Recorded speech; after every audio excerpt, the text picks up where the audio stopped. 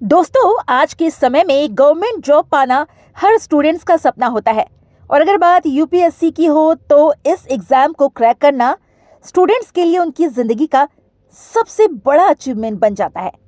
और यही वजह है हर साल लाखों बच्चे यूपीएससी के एग्जाम में भाग लेते हैं। लेकिन हैरानी की बात तो ये है कि इनमें से केवल कुछ बच्चे ही एग्जाम को क्रैक कर पाते हैं और बाकी के बच्चे फेल हो जाते हैं। यहाँ उनकी फेलियर का सिर्फ एक रीजन होता है, यूपीएससी के बारे में उनकी अधूरी जानकारी। इसीलिए अगर आप भी यूपीएससी की तैयारी कर रहे हैं और आप आसानी से इस एग्जाम को क्रैक करना चाहते हैं तो हमारी आज की वीडियो आपके लिए यूजफुल होने वाली है, क्योंकि आज मैं आपको यूपीएससी से जुड़ी हर छोटी से छोटी जानकारी देने वाली हूँ। जैसे यूपीएससी की तैयारी कैसे करें, इसका एग्जाम पैटर्न क्या है, एज लिमिट कितनी है, यूपीएससी को क्रैक करने के बाद किन पदों पर नौकरी मिलती है, सैलरी कितनी होती है, जैसे तमाम सवालों के जवाब अपनी आज की इस वीडियो में मैं आपको देने वाली हूँ। दोस्तों, वीडियो काफ़ी नॉलेजेबल है, तो चलिए फटाफट से वीडियो की शुरुआत करते हैं। अगर आप यूपीएससी की तैयारी करने जा रहे हैं तो सबसे पहले आपको उसका फुल फॉर्म ज़रूर पता होना चाहिए। और अगर आपको नहीं पता तो मैं आपको बता दूं, यूपीएससी का full form union public service commission होता है। यूपीएससी भारत की एक संवैधानिक संस्था है जो हर साल राष्ट्र स्तर की परीक्षाओं को कंडक्ट करता है।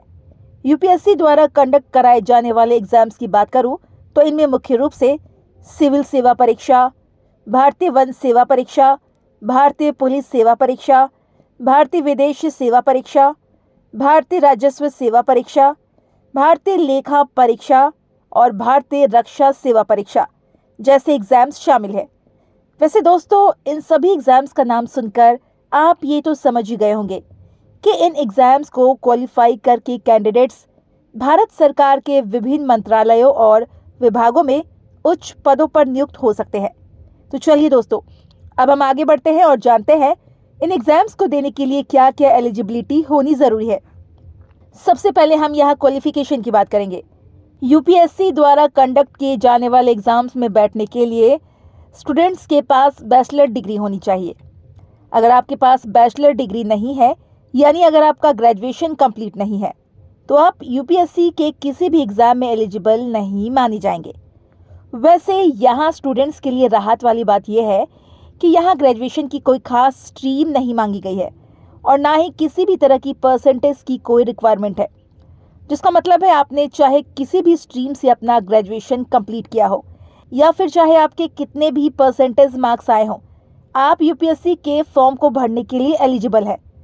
बस ध्यान देने वाली बात यह है कि आपने किसी रिकॉग्नाइज्ड यानी मान्यता प्राप्त यूनिवर्सिटी और कॉलेज से अपना ग्रेजुएशन कंप्लीट किया है, तभी आप उसके फॉर्म को भर सकते हैं। दोस्तों, क्वालिफिकेशन के बारे में तो आप जान ही गए हैं। अब आइए एज लिमिट के बारे में जानते हैं, क्योंकि बिना एज लिमिट को जाने एलिजिबिलिटी क्राइटेरिया को समझना एक तरह से अधूरा है। इसीलिए चलिए मैं आपको बता दूं कि अगर आपकी एज 21 से 32 साल के बीच है तो आप यूपीएससी का एग्ज़ाम दे सकते हैं। वैसे ये क्राइटेरिया जनरल के लिए है। अगर आप एससी, एसटी या ओबीसी कैटेगरी से आते हैं तो आपको एज लिमिट में कुछ छूट देखने को मिल जाती है। यहाँ एससी, एसटी कैंडिडेट्स को 5 साल की और ओबीसी कैंडिडेट्स को 3 साल की छूट मिलती है। यानी यहाँ ओबीसी की एज लिमिट 21 से 35 साल और एससी और एसटी कैंडिडेट की एज लिमिट 21 से 37 साल रखी गई है। तो अगर आपकी एज इन क्राइटेरिया के अंदर नहीं आती तो आप इस एग्ज़ाम में बैठने के लिए एलिजिबल नहीं है। तो चलिए दोस्तों, अब हम नंबर ऑफ अटेम्प्ट्स के बारे में जान लेते हैं।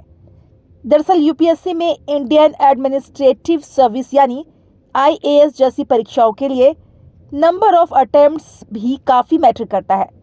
यहाँ ज़्यादा अटेम्प्ट्स देने वाले कैंडिडेट्स को एक समय के बाद एग्ज़ाम के लिए एलिजिबल नहीं माना जाता है। कई बार तो जब तक कैंडिडेट्स को इस बात की खबर लगती है तब तक बहुत देर हो जाती है। आपके साथ ऐसा ना हो, इसीलिए आपको पहले ही इस बात को समझना ज़रूरी है कि आप यहाँ कितने अटेम्प्ट्स दे सकते हैं। तो सबसे पहले बात हम जनरल की करेंगे। यहाँ जनरल 6 अटेम्प्ट्स दे सकते हैं, ओबीसी 9 अटेम्प्ट्स और एससी एसटी अनलिमिटेड बार, यानी जब तक चाहे तब तक वो यूपीएससी के एग्ज़ाम दे सकते हैं। अभी अभी आपने यूपीएससी के लिए एलिजिबिलिटी क्राइटेरिया और नंबर ऑफ अटेम्प्ट्स को जाना है। अब आ रही है यूपीएससी के एग्ज़ाम पैटर्न को समझने की, क्योंकि बिना एग्ज़ाम पैटर्न को समझे आपकी तैयारी अधूरी है। दोस्तों, यूपीएससी का एग्जाम मुख्य रूप से 3 चरणों में होता है, जिसमें प्री, मेंस और इंटरव्यू शामिल है। देखा जाए तो ये सभी चरण बहुत ही ज्यादा कठिन होते हैं, लेकिन इस बात में कोई शक नहीं है कि जो कैंडिडेट्स कड़ी मेहनत और लगन से तैयारी करते हैं, उन्हें सफलता तो जरूर मिलती है। तो चलिए अब डिटेल में समझते हैं प्री, मेंस और इंटरव्यू में किस तरह के क्वेश्चन कैंडिडेट्स को अटेम्प्ट करने पड़ते हैं। ध्यान दीजिएगा, यहाँ मैं जो एग्जाम पैटर्न आपको बताने वाली हूँ वो मुख्य रूप से सिविल सेवा परीक्षा पर आधारित होंगे। अगर बात प्री एग्जाम यानी प्रारंभिक परीक्षा की करूं, तो यूपीएससी का प्री एग्जाम एक क्वालिफाइंग एग्जाम होता है। सरल शब्दों में कहा जाए तो मेंस यानी मुख्य परीक्षा में बैठने के लिए आपको प्री एग्जाम को पास करना जरूरी है। वैसे यहाँ प्री एग्जाम भी 2 चरणों में होता है, जिसमें जनरल स्टडी और CSAT शामिल है। यहाँ दोनों ही पेपर्स में ऑब्जेक्टिव टाइप क्वेश्चंस आते हैं। जहाँ जनरल स्टडी में 100 क्वेश्चंस तो वहीं CSAT में 80 क्वेश्चंस पूछे जाते हैं। दोनों ही पेपर्स में नेगेटिव मार्किंग भी होती है। यहाँ प्रत्येक पेपर 200 अंकों का होता है, जिसे सॉल्व करने के लिए 2 घंटे का समय दिया जाता है। साथ ही आपकी जानकारी के लिए यह भी बता दूं, यहाँ जनरल स्टडी में मुख्य रूप से current affairs, history, geography, economics और ग्लोबल इश्यूज जैसे टॉपिक से क्वेश्चंस आते हैं, तो वहीं CSAT में कंपैरिजन, रीजनिंग्स और जनरल एप्टीट्यूड जैसे टॉपिक इंपॉर्टेंट होते हैं। दोस्तों, ये तो बात हुई प्री एग्जाम की। अगर मेंस यानी मुख्य परीक्षा की बात करूं, तो जैसा कि मैंने आपको थोड़ी देर पहले बताया, प्री एग्जाम पास कर लेने के बाद आपको अपने अगले चरण यानी कि यूपीएससी मेंस परीक्षा की तरफ बढ़ना होता है।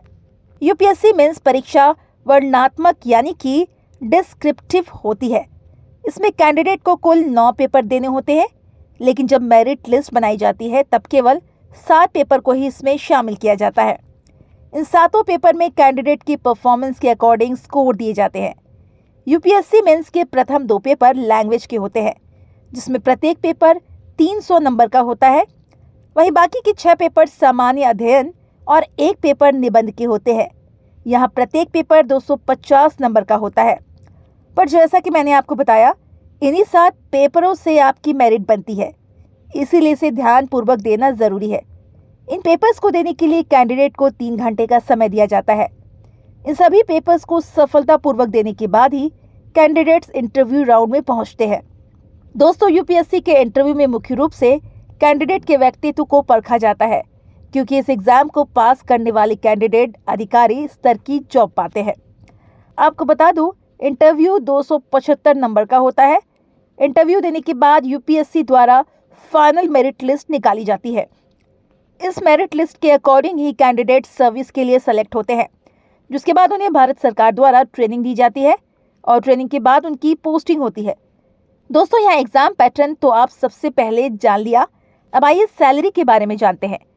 यूपीएससी द्वारा आयोजित एग्जाम में पास हुए कैंडिडेट्स की सैलरी हर राज्य में अलग अलग होती है, लेकिन फिर भी आपकी जानकारी के लिए अगर अनुमानित सैलरी की बात करूं तो 56,000 से 2.5 लाख रुपए तक होती है। तो दोस्तों, इस वीडियो में फिलहाल इतना ही। उम्मीद करती हूँ वीडियो से आप काफ़ी कुछ सीखे होंगे। वीडियो आपके लिए यूजफुल रही तो वीडियो को लाइक करें एंड इसी तरह की और भी नॉलेजेबल वीडियोस देखते रहने के लिए हमारे चैनल को सब्सक्राइब करना ना भूलिएगा। थैंक्स फॉर वॉचिंग दोस्तों।